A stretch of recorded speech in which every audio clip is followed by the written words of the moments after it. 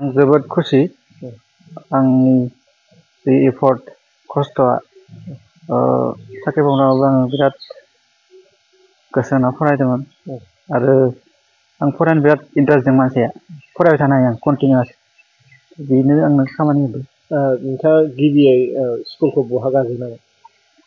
आङो फार्स्ट आंनि जन्म जायगायाव खथ्राबारि हायार सेकेन्डारि स्कुल होनना बुङो बेयाव आं मेट्रिक पास खालामो फार्स्ट डिभिजन। हायार सेकेन्डारि पाठसालायाव फरायदोंमोन आनन्दराम बर' academy साइन्सआव।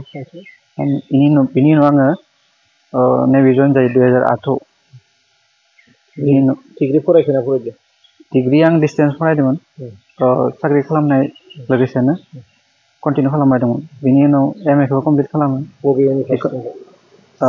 आन्नामाला university distance education from Tamil Nadu. जिहेतु नोंथाङा नेभियाव बेसेबां बोसोर साख्रि मावना फैदोंमोन? आङो 15 बोसोर मावदो नेभियाव। बिनि उनाव रिटायार जायो।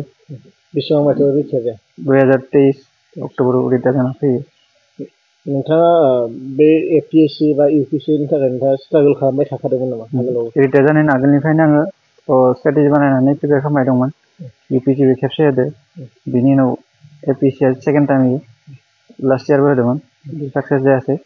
खिन्थु आं कचिं जइन खालामनानै अनलाइन SPMआव किसुमान फ्रेमवर्क आरो स्ट्राक्चार आइडियास एन्सार राइटिं स्टाइलफोरखौ मिथिनो मोनो।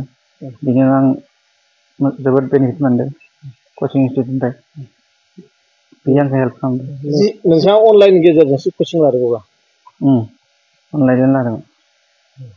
जिहेतु नोंथांनि जाफुंसारनायाव सोरखौ थेंक इउ होननानै फोरमायगोन दा गिबियाव? फार्स्ट अफ अल आंनि वाइफ, आंनि बिमा, लोगोसे गथ' सानै आरो आंनि रिलेटिभ्स बेयावसोमोन गासैबो समाजनि मानसि। बयबो मदद होदों नोंथांनि खामानियाव? सापर्ट खालामदों, बुस्टआप खालामदों जे फरायनो थाखाय। आं आगोलनिफ्राय बुंबाय दंमोन जे आं UPSC होदो बा APSC सिभिल सार्भिस थाखाय जोबोद माने डिटारमिनेसन बा पेसेन्स नांगौ जायो। बिनि थाखाय बिसोर आंखौ सापर्ट खालामदों बेक साइडनिफ्राय। बेखौ बुङो जोंनि भाषायाव एज आं नेभि मानसि बेयाव बुङोमोन लजिस्टिक बिहाइन्ड दा पान्च, माने उननिफ्राय सापर्ट खालामनाय लजिस्टिक सापर्ट। बे सापर्टफोरा दं मोनदों आं कपारेसन। नोंथांनि फेमिलियाव सोर सोर दंमोन? नोंथांमोना बिदा फंबाय साबेसे? जोंथ' गोबाङानो दंमोन बिदा फंबाय। दा बिनानाव सासेबो दं। साबेसे गासै?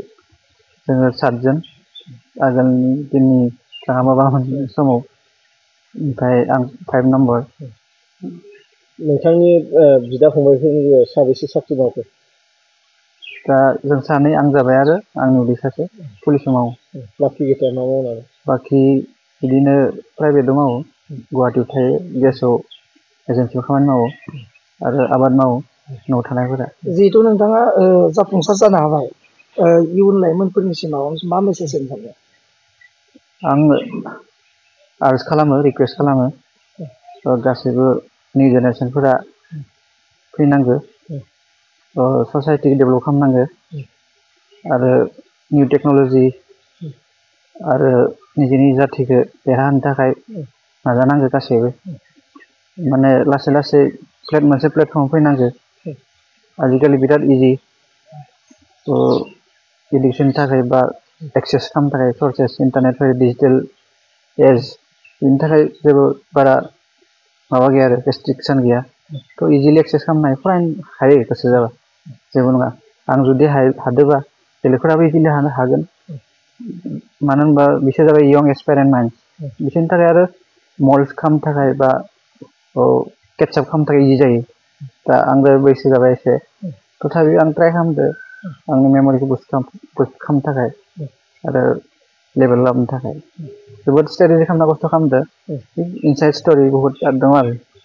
जिहेतु नोंथाङा ACS मोनबाय, ACS मोननायनि उनाव नोंथांनि गिबि बर' हारिनि खामानि आरो रायजोनि खामानिया मा जागोन होननानै सानो गिबि हिसाबै? फार्स्ट अफ मा अल मावनो होनना सानो? फार्स्ट अफ अल आं सानो जोंनि BTD एरियाखौ एसे डेभेलप, एसेल' नङा जोबोद डेभेलप दाबो नांगौ जाना दं। रिक्वायर्ड दं मानो होनबा जोंनि बर' दा बिटिएडि एरियायाव माने हेल्थ केयार सिस्टेम इडुकेसन सिस्टेमा एसे ल' आरो इनकामफोरा खम बिनि थाखाय एज ए इक'नमिक स्टुडेन्ट आं दा माने सानो बिटिएडि एरियायाव जोंनि बर'नि पार केपिटा इनकाम माबाखौ रेटखौ बारायनांगौ माने दा एज पार रेकर्ड पार केपिटा इनकामा जाबाय एनुवेलि पार केपिटा इनकामानो एनुवेल इनकाम 1,80,000 सासे मानसिया खिन्थु आमेरिकानिया 2 लाखनिफ्राय 3 लाखनि गेजेराव सरि आसामनिया आमेरिकानिया जाबाय 12 लाख 10निफ्राय 12 लाखनि गेजेराव बेनो जाबाय बि बुजायो थारमाने HDI हिउमेन डेभेलपमेन्ट इन्डेक्स थ' बेफोर डिफारेन्सनि थाखाय जोंनि जाथियासो खम डेभेलप जाना दं बेफोरखौ जुदि खालामोबा इनिसियेटिभ लायोबा जोंनि बर' हारिया देरहानो हागोन मानसिनि पार केपिटा इनकामानो थारमाने स्टेन्डार्ड अफ लाइफखौ डिफाइन खालामो बिनि उनाव लासै लासै डेभेलप जालाङो